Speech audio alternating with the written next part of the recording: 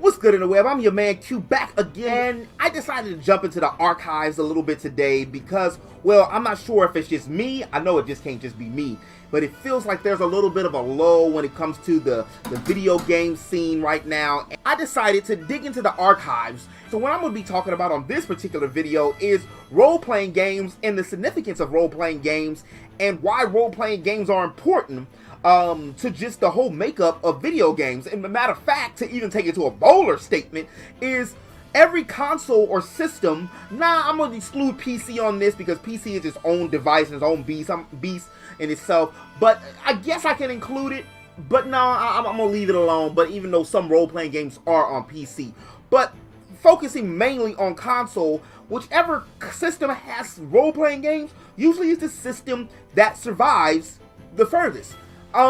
Instead of going all the way back first and then working ourselves up to the history, since I got your attention, we're going to talk about the Nintendo Switch, PlayStation 4, and what the hell's going on with the Xbox One.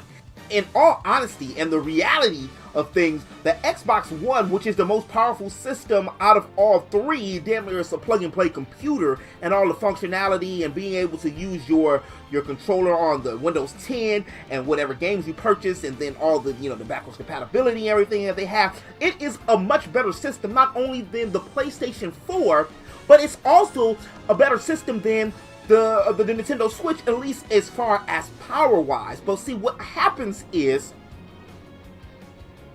they ain't got no games.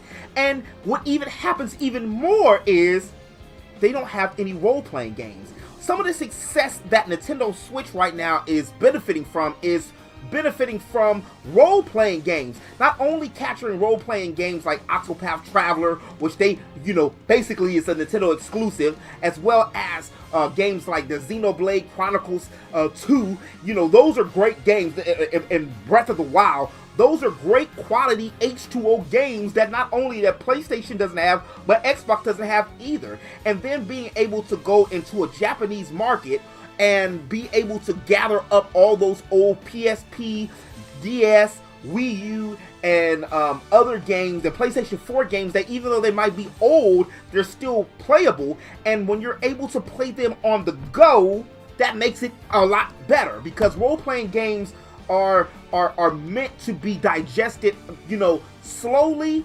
And I always look at it like this. Role-playing games are one of those things. Role-playing games are like a meal. Role-playing games is like a home-cooked meal versus eating fast food. Fast food is quick. Sometimes it can be tastier, and it even looks appetizing. We see it all the time, but it ain't really that healthy for us, at least especially in the state of gaming, because fast food kind of reminds me a lot of first-person shooters. And I'm not saying that it's bad that you play first-person shooters and that they suck and everything. I personally don't like first-person shooters like that, but if you like first-person shooters, more power to you. Brother, sister, whoever's watching this, you know what? More power to you. Game on. But my personal opinion is, and I've said this before, is that Halo ruined video games, or at least, if not completely video games, at least the first-person shooter genre. And I'm not saying that that's in a bad way that Halo ruined it, because Halo is an amazing game. As a matter of fact, I actually like the story of Halo a lot. And the story of Halo is why I say that it ruined video games, is because once, creators realize that you can make a story into a first-person shooter, then all of a sudden every game creator, they mom and they pops, and every little coder off the street wanted to make a first-person shooter, and now all we get is the annual CODs, Battlefields, and a lot of these games feel forced, and a lot of these games feel like, well, there's no story or there's nothing else involved into it, and it's just bare back. Now, PlayStation or Sony, in a whole, has sustained its accountability and being so box office is because if you look back, before Nintendo Switch, because PlayStation 4 still has more role-playing games than Nintendo Switch. Matter of fact, PlayStation 4 is still dominating the Switch, especially here in the States, and it's still overall a more powerful console and has more units sold, and is still a better console, well, with the variety of different games. Like, I like the Switch more now than PlayStation 4, and I know that's crazy and that's taboo to say to some, but I'm a big role-playing game head, and I'm also a big Nintendo head, so when you merge the best of both worlds, I mean, I'll wait a little bit for a game to come out on the Switch now versus buying it for the PlayStation 4, just because I can take this to the doctor's office, to the DMV. I can go do some grown folk shit, some adulting, and still be able to game and catch up with stuff. And now with the YouTube app, and now with, you know, the online, which is not the best. So this is why I still feel that the Switch, even though in its infancy, is still going to do better, or still has a longer lifespan than most people have gave it credit for. Even if they make some reiterations and stuff, the games are still going to play, and that's because of all the support that it has for role-playing games.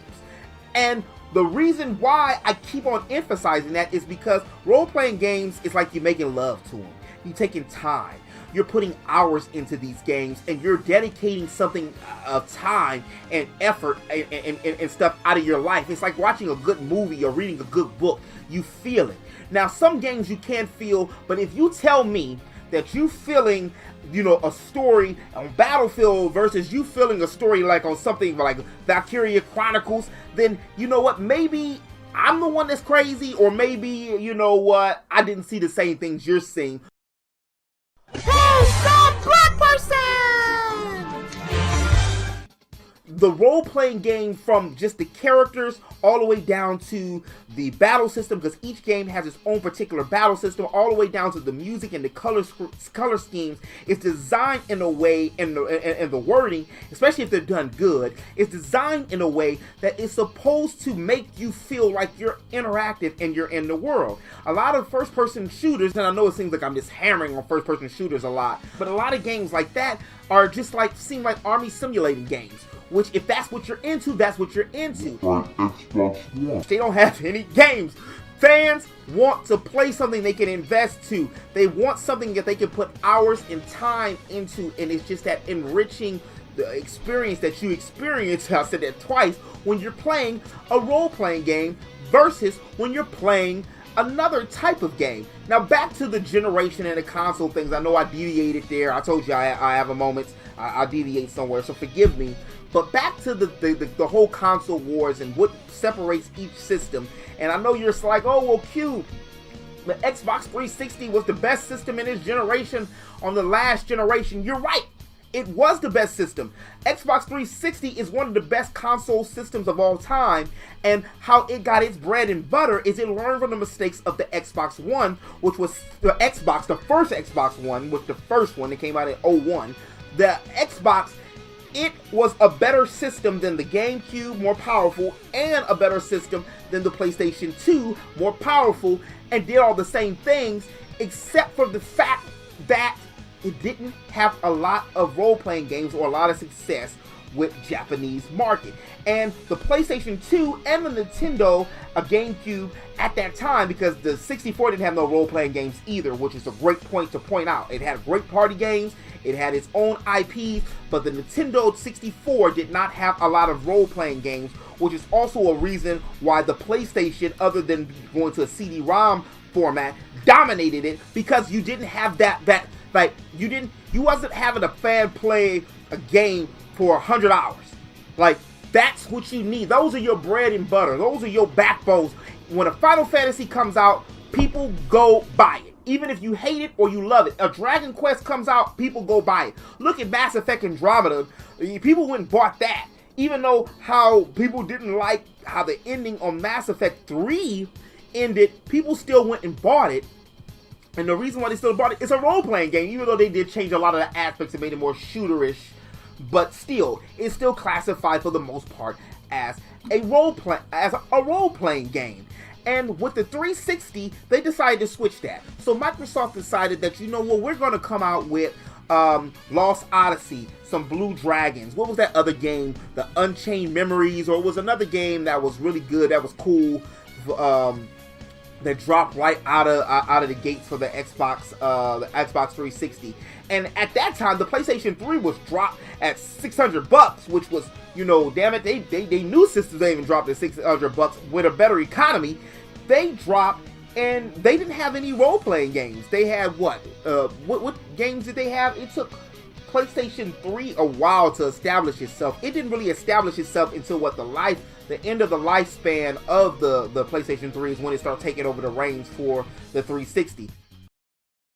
It's Akage!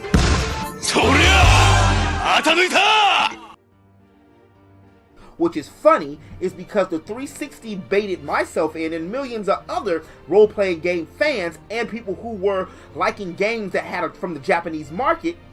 They brought us in because of that fact, because we're like, hey, you got a powerful system, and the controller fits my hands, and you got some games that I want to put 100, 200 hours in. I'm with it. I'm down with it. But then after like 4 or 5 initial role-playing games, then they just didn't care, and then they came out openly and was like, we don't care about the Japanese market. And when they didn't care about the Japanese market, a lot of role-playing game fans left. Now don't get me wrong, the Xbox, they did have, you know, the Knights of the Old Republic. That was a great game, but that was a Western role-playing game. Now you cannot just live on West alone.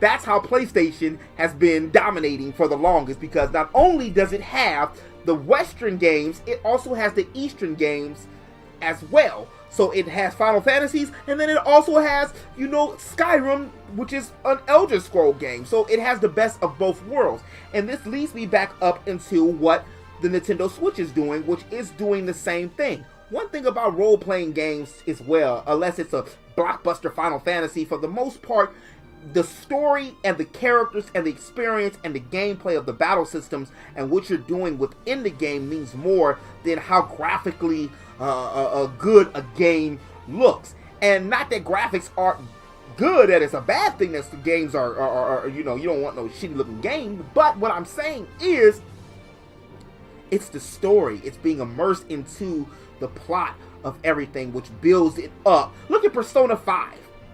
Look at, you know, like I just mentioned, Octopath Traveler. Look at a lot of games that engage you and bring you in versus other stories and games.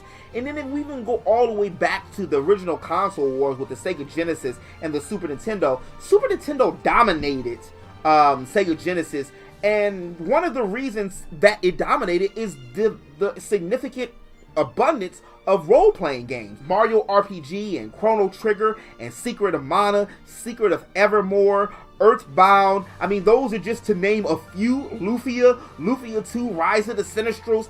Now, Genesis did have a few role-playing games. They did have Shining Force, the series 1 to 3, and which was a great series, and it's worth some money too if you can get it on eBay.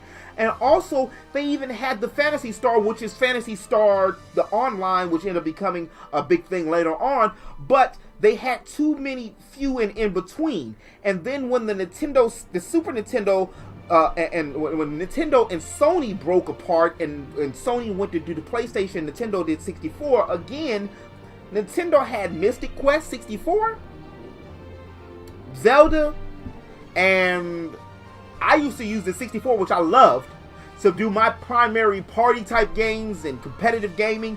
And then I'm playing my Parasite Eves, and I'm playing all of my Final Fantasies and all of those games on my PlayStation. And most of my time went to my PlayStation because I'm sitting for hours upon hours upon hours of time playing this console. So it gave me a love and a better affinity for that particular console. So where do I see the road of role-playing games going? As a matter of fact, now that everybody already knew this in the first place, but now that portable handhelds have been rumored to say they have the best role-playing games anyway, and now that this device can be plugged and played to your TV, and now is getting a slew of other games, I mean, I only see the sky's the limit, and I see that more people are going to be doing independent role-playing games and other games in that genre just like that, mainly because, well, damn it, I mean,